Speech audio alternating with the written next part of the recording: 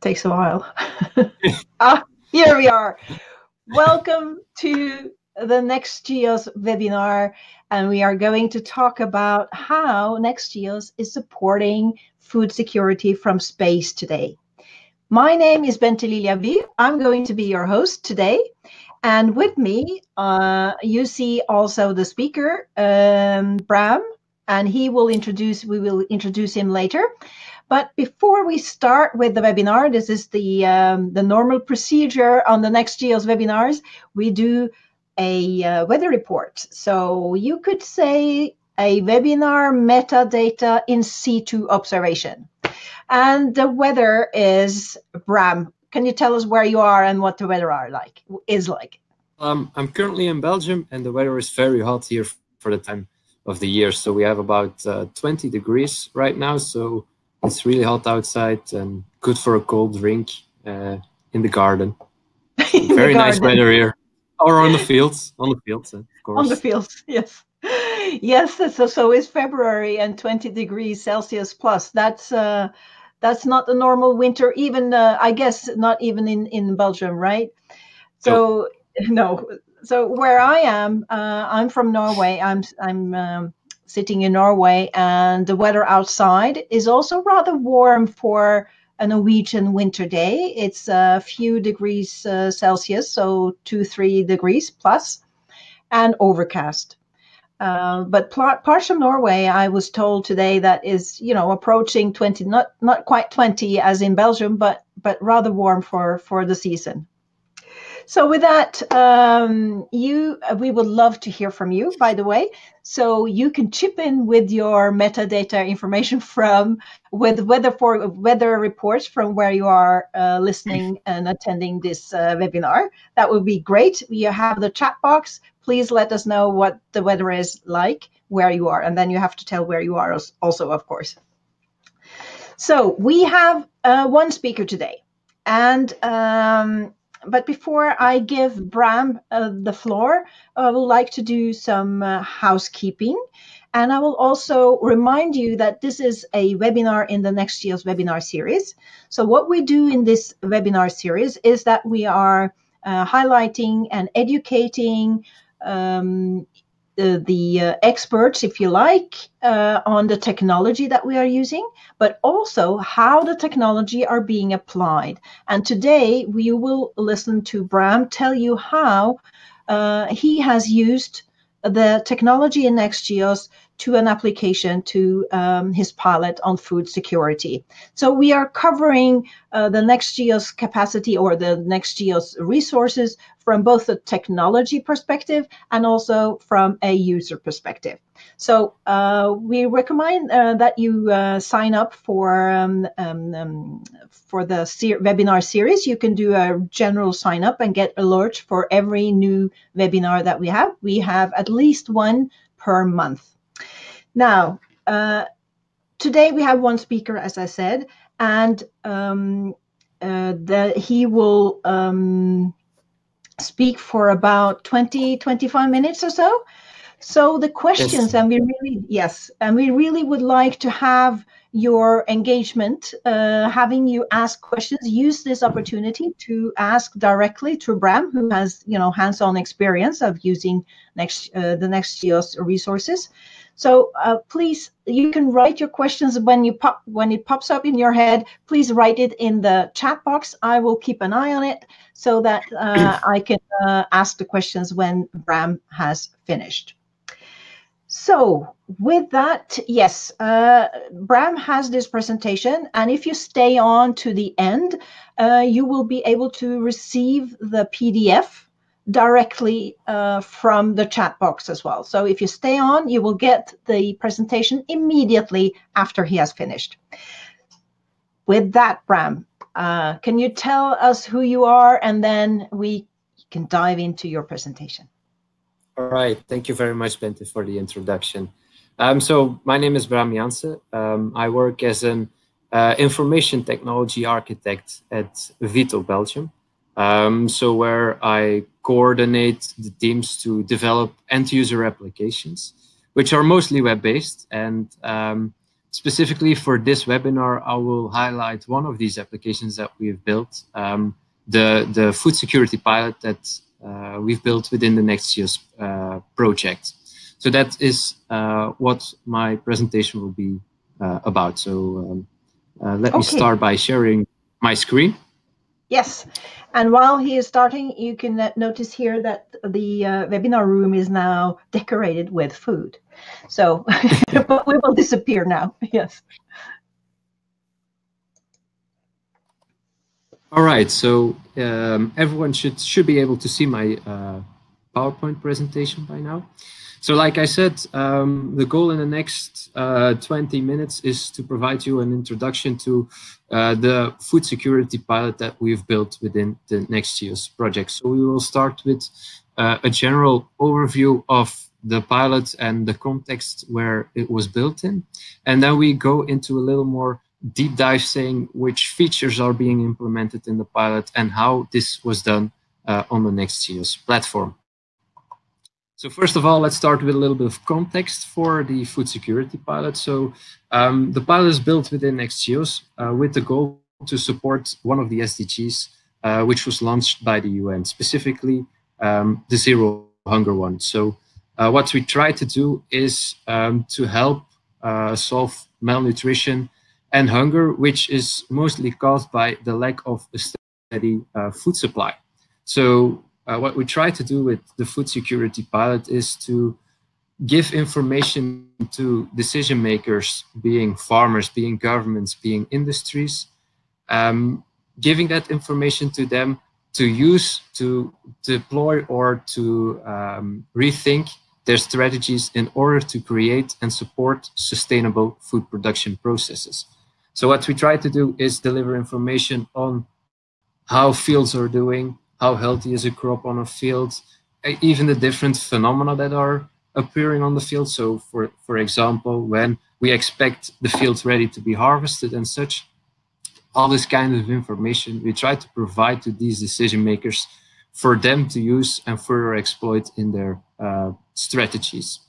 So I will try to make the link as much as possible of what we created within the pilot to an actual application in the real world. Just to see how we use this information on the platform to deliver this, the data on the platform to deliver this information to those relevant parties. So how do we do this? We do this with the use of Earth observation and remote sensing. So this means that we actually use satellite data to monitor fields from out of space. So we use this information that we get from satellites and apply remote sensing technology to it in order to extract as much information as we can from that satellite data. So what we're trying to do is, again, make a translation between information that we get from satellites and try to translate that to information that can be used by any user that does not have any experience with Earth observation or does not know anything about remote sensing. Those kinds of users are our target users as well. So we need to translate this complex information to something that a farmer, someone from the industry, or someone from the government can understand.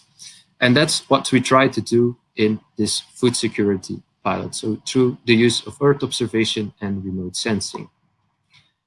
Going into a little bit more detail. So for the information that we provide to our end users, we are using the Copernicus Sentinel-2 mission. So this is a satellite, actually 2 satellites that are turning around the globe and that are creating images with a resolution of 10 meters per pixels.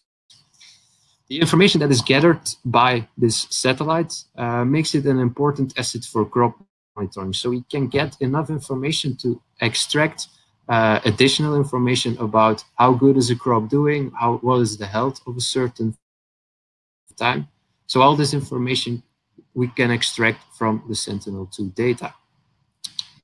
Because it's also, it has a resolution of 10 meters per pixel, it's becoming very interesting to extract this information on field level.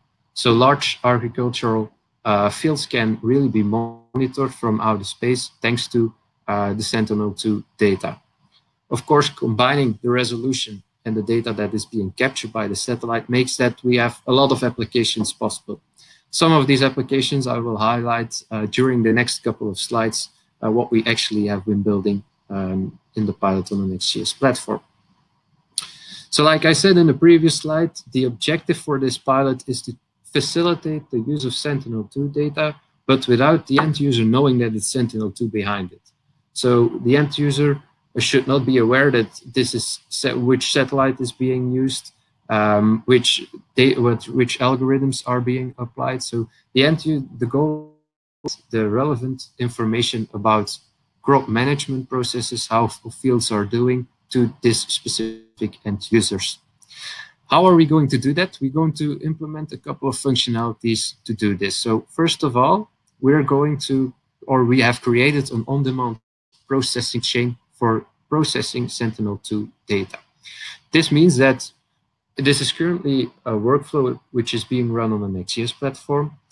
We can apply this workflow in any location that we want. So in this pilot, we did this for Belgium and for Mali.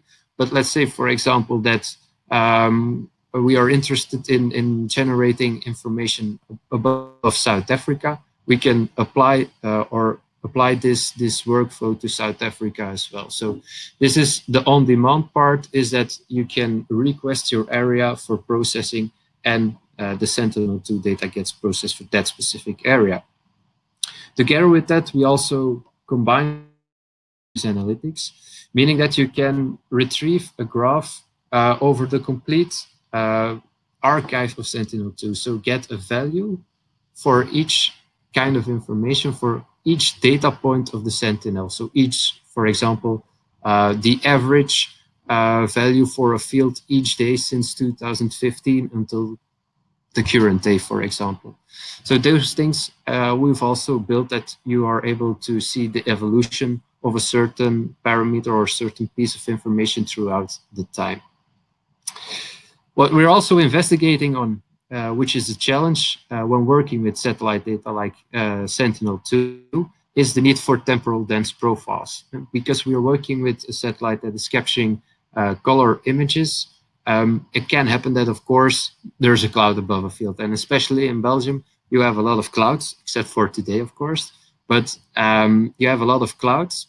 And when a cloud is above your field, you cannot measure, for example, the full activity on that specific field. However, we are now looking into algorithms where we can combine information from Sentinel-2 with other satellite data to predict what the value is beneath the clouds. So making sure that we have sufficient data points with the correct information there to provide to our end users. Of course, the third thing that we have implemented is the information that we want to deliver to our end users.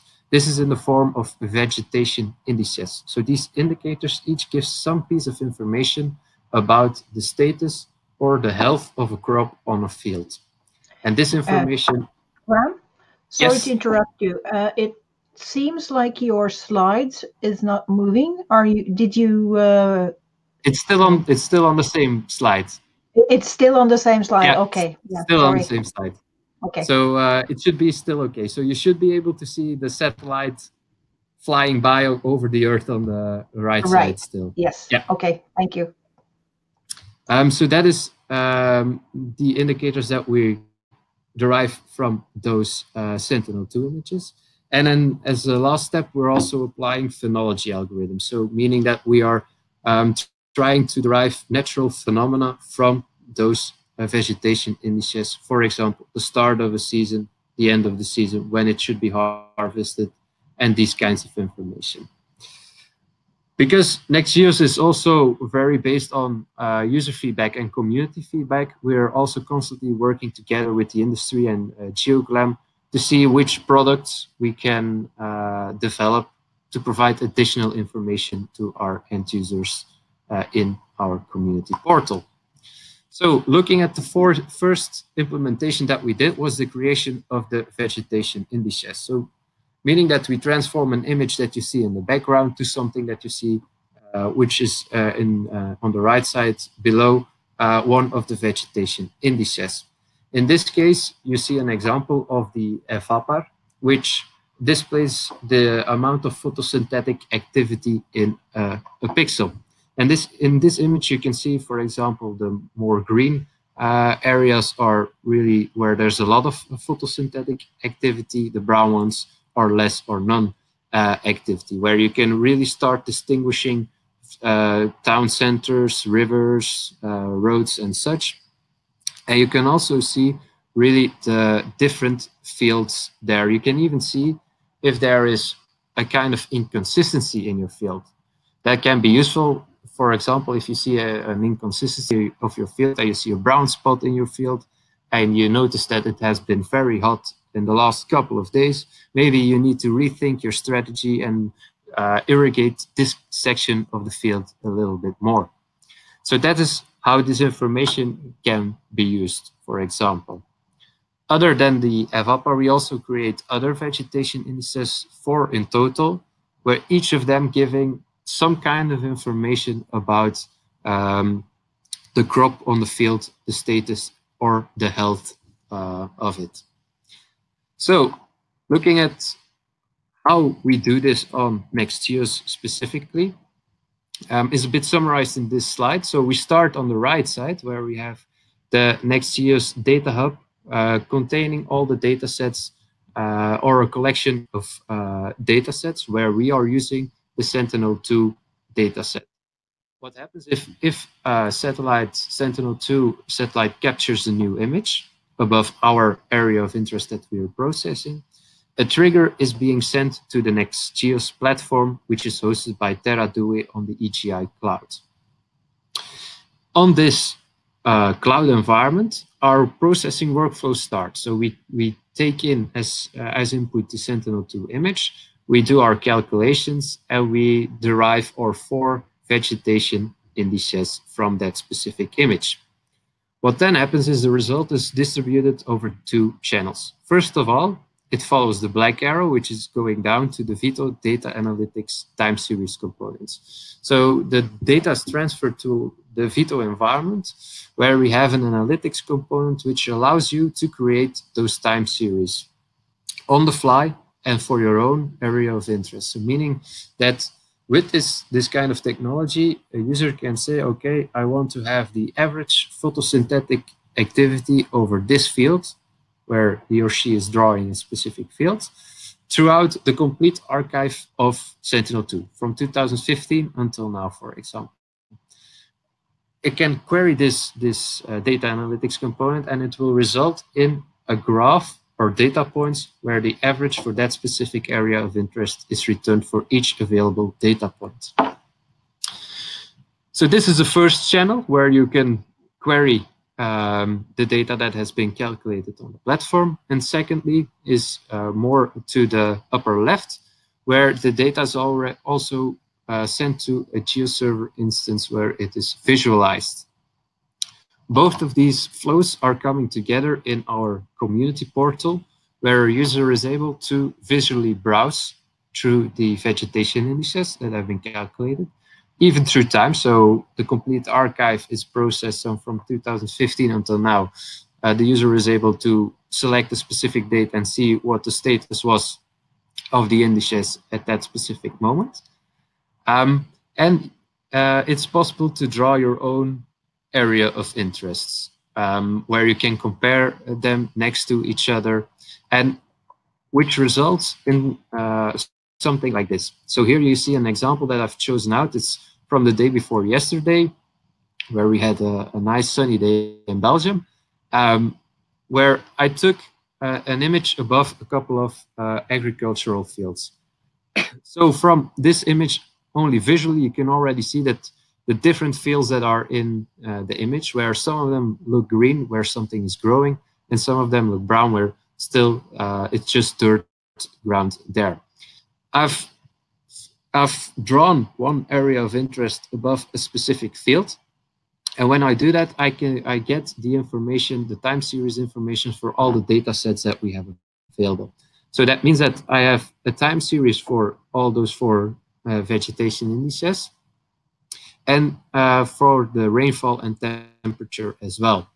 And this is where it becomes very interesting, but because here you can see how your crop is doing, because each type of crop has a kind of growing cycle throughout the season, which is clearly shown in here, where you have, for example, more or less the flow of a potato field, where in beginning or in spring, the greenness, so the photosynthetic activity, which is represented by the green line here, is increasing, so meaning the plant is growing, until we apply home killing, and the leaf dies, and at a certain point in time we harvest it.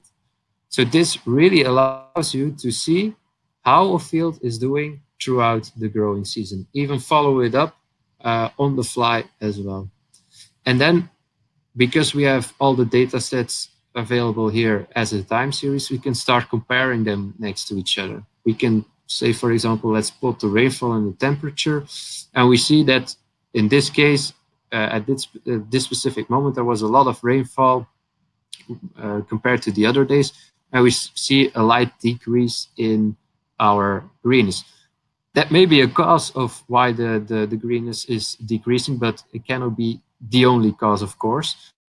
And give more information to, for example, a farmer saying, okay, it has been raining a lot these days, so maybe I need to not irrigate that much for in this field, for example, to make sure that it does not drown.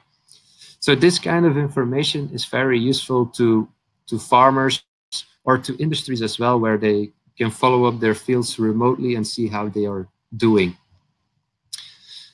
So this is what we currently have in our community portal. So the creation of the vegetation indices, where we visualize it through images and where you can query the time series as well. Of course, what I said in one of the first slides is one of the challenges that we were working is working with clouds. So we have two approaches to solving or providing an alternative solution. The first one is developed by the University of Barcelona, where we, in this case, see a typical image above Mali on the 26th of May. Don't have much information, and there are a lot of clouds in the image as well.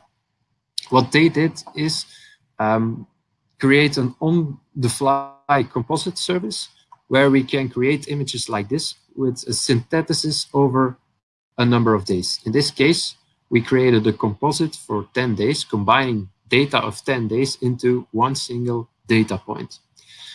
So when you are in areas where there is not much data to explore or there are a lot of clouds, this composite service can be an alternative solution to at least get some information for your specific fields. The other thing that we are looking at is really predicting what is below the clouds. So trying to look through the clouds. And this is what we try to do with our data fusion implementation. So this is still an ongoing process where we try to combine Sentinel-2 data with Sentinel-1 data. So Sentinel-1 is radar-based, so it's not influenced by the cloud. And by combining these two, we try to predict the clouds. We're doing this now for the photosynthetic activity, so the EVAPAR vegetation indices, with the ultimate goal to have a value of this photosynthetic analysis on each day that is available in the Sentinel-2 archive, whether there are clouds on that day or not. So that's really something that we are working on to get as much information as possible to provide to our end users. The third thing that I also mentioned in one of the first slides is the phenology. So we're using, again, Sentinel-2 as our input source for detecting natural phenomena for crops and fields. So what we try to extract from those, based on those vegetation indices as well, is to see the start of the season, when the end of the season as well, and when the harvesting period is for a specific field.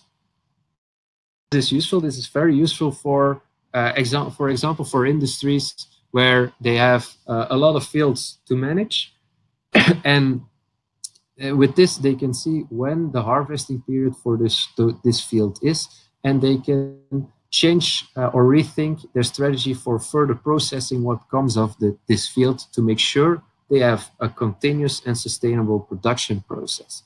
So this kind of information is really crucial to those decision makers to make sure that they have a continuous flow of food production here.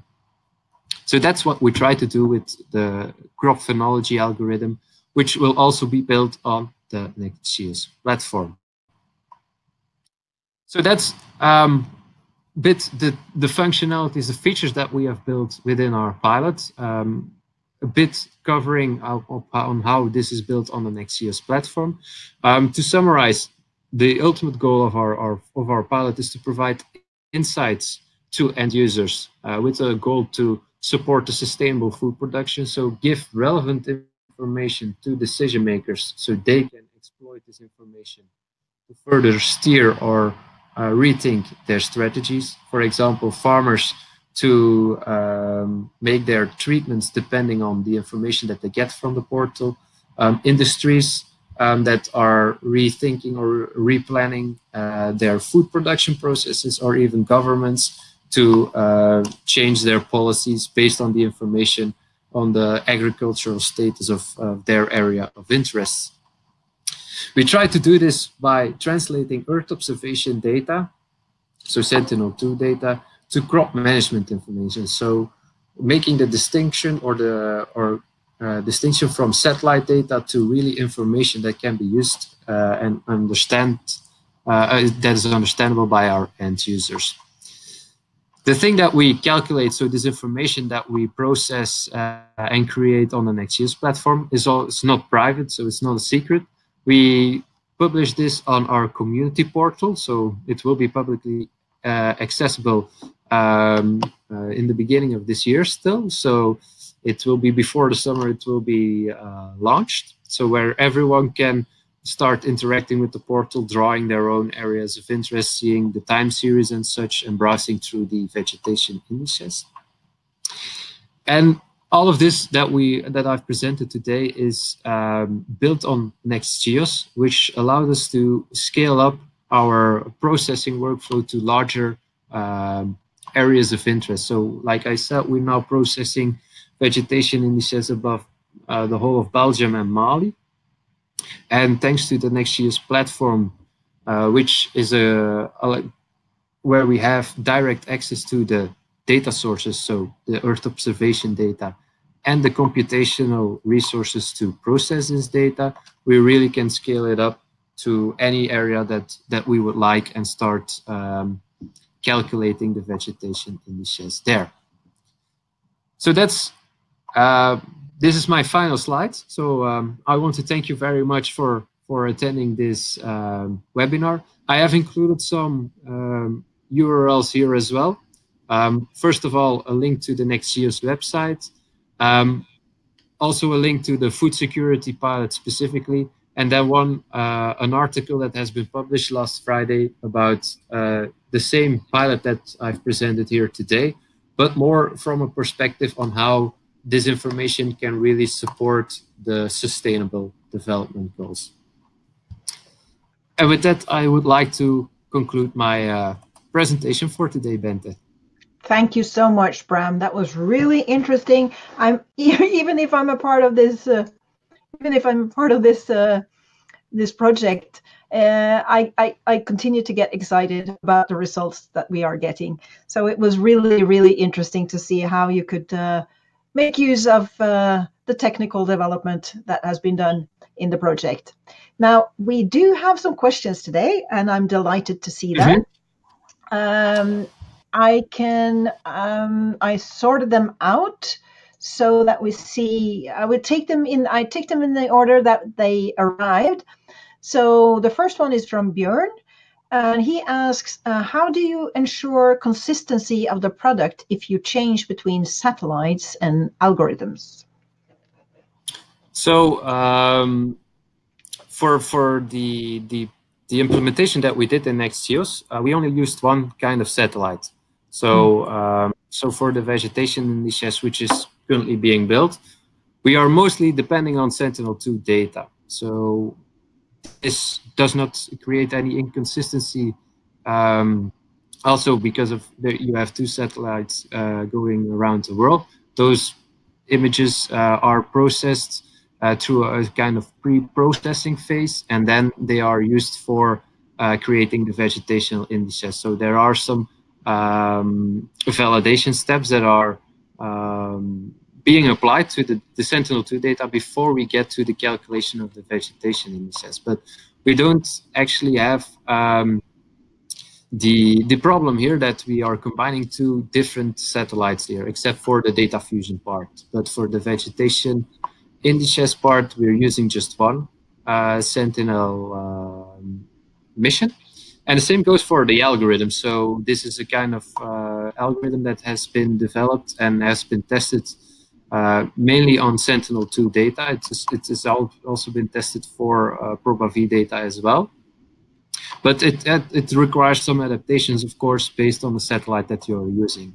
But for NextGEOSS, we are mainly depending on Sentinel-2 data. Excellent. Yeah, and I was going to ask Bjorn if you answered the question, and he says yes already. So that's great. And then I'm not quite sure if you got the answer, Marcus, but you were asking where the processing was run. Can you confirm where it is? It's on the, so we do the calculation on the processing on the NextGEOSS platform. So the transformation of the Sentinel-2 data to the vegetation indices or to the data fusion or the phenology algorithms are all executed on the NextGEOSS platform. It's from the results coming from that workflow that are being transferred to the VITO data analytics component. Right. So Marcus, you got this clarified. You say that you saw a slide saying EGI T2 pass. Yeah, correct. Yeah. Okay, so we have that detail cleared. And so another question about the visualization. Is the visualization NextGEOSS based or provided by Proba 5 MEP? So the data, the visual, so the GeoServer instance where the data is being hosted is within the ProbaV mission exploitation platform, but it contains the data that is being developed or being calculated on the NextGEOSS platform. So the visualization is actually on the mission exploitation platform for ProbaV, because this is a kind of general infrastructure that we use here in VITO to host all of our data sets that we have available. So within NextGEOSS, you have the processing platform and really a lot of services, really useful services around it that you can use. And but for our visualization part, this is sent to the VITO mission exploitation platform, ProbaV. Okay, thank you. So, Marcus, you seem to be happy with the answer. That was comprehensive. So please continue to ask questions in the chat box here if you have more. I have one for you while we are waiting for that. And that is, you mentioned that you are developing now phenology services also. And we were having a little bit fun with in situ data observations in the beginning here, and that is, of course, because there is a lack of in situ, and in situ is also important for space, for making better use of the space data, just to mention that. Now, one way of getting improve the access to in situ is, of course, to use the increasing amount of citizen science or citizens observatories data. So people with mobile apps, for instance, you have several even dedicated directly to phenology. Is your system set up so you could make use of these type of data, or what is the requirement for actually integrating that in your solution? So that's really, we're planning on using in situ data as well for also validating what we are calculating. So we are, because this is, we're still kind of predicting where these stages in a growing season are appearing. We still need to validate if the thing that we say that will happen is correct. And that's why we need and will use this in situ data. And there we're currently looking at a couple of platforms where in situ data is available, and where we can use it as well in our process. But like you said, it's a very important asset into general calculations and in remote sensing and Earth observation in general, I think. Yes, absolutely. And since you mentioned that you're planning on using or integrating in situ in general already, is that data that is available through the European Environmental Agency or from national sources? We're looking more on a European level right now. Mm-hmm. But the system or the data set that we're using, we have a couple of candidates we're looking into. But we're really looking at if this data set has enough information for us to validate the results of the phenology. But it's not limited to just national data. So we're now looking into systems that are using European data sets as well in there. Right. Yes. So there, I mean, the European Environmental Agency, for instance, they rely, of course, of data coming from the national providers, but not everything. This is a common challenge when it comes to in situ, that the infrastructure for sharing this data is not so well thought through or mature as it is surprisingly as it is for space. So, but I just want to make this comment that there is actually a app for phenology called My Seasons, and they have selected just a few species, but that could potentially, that type of apps could potentially then be adding value to the other types of in situ that you can get from the public or the national agencies, I assume. Yeah, very much so. Yeah, indeed. Okay, so with that, I don't see any more questions from the audience. I will do, before we go, I will do as I promised. I will share the presentation that you just saw, and let me see. So you can get it from the chat. I just made it available for you. And of course, you can revisit nextgeoss.eu, go check out our blog where you find the article that Bram wrote that will go a little bit deeper into how it's being used, the usefulness of it with respect to the Sustainable Development Goals. I will also use the opportunity to remind you that this is a webinar series, so we have new webinars coming up. And the next one is already on the 8th of March. We are celebrating the International Women's Day. And we are doing that by presenting actually the entire NextGEOSS system, both the technology and more pilot examples, just not so deeply, of course, as you heard today from Bram. The time will not allow that, but we have a whole lot of women engaged at many different levels in NextGEOSS, and they will, on the 8th of March, present the NextGEOSS in brief. So it will be like a very quick fix of NextGEOSS on the 8th of March. Now, after that, if you are interested in exploring more how you also can use some of the services that we have on our platform, on the 19th of March, we have a webinar where we will describe how you can integrate a user feedback mechanism. That is something that we are offering on the NextGEOSS platform. It's not publicly available as of yet, but for the internal pilots it is. But we are planning on making that public as well, and you will have the opportunity to learn more about that on the 19th of March. So that's the next few webinars. I recommend that you subscribe to the NextGEOSS webinar series. In that way, you don't have to worry too much about, following up on everything we do. You will get a reminder and information in your inbox. And finally, some more activities in NextGEOSS this spring and summer. We have to mention that we will have more training opportunities and more information about how you can benefit from NextGEOSS, just like Bram, on EGU, the European Geosciences Union. And we have a splinter meeting on the 11th of April.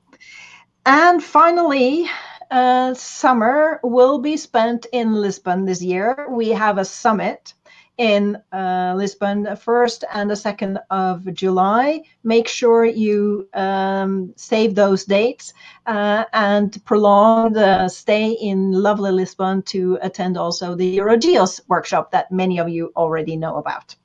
So with that whole row of commercials for NextGEOSS, I think we can end this webinar. Thank you so much for your engagement and attending this webinar. You will get the replay in your inbox, and we will also clean up this webinar so that you can only enjoy exactly what Bram told you about the food security from space. So thank you so much, and until the next time. Bye-bye. Bye.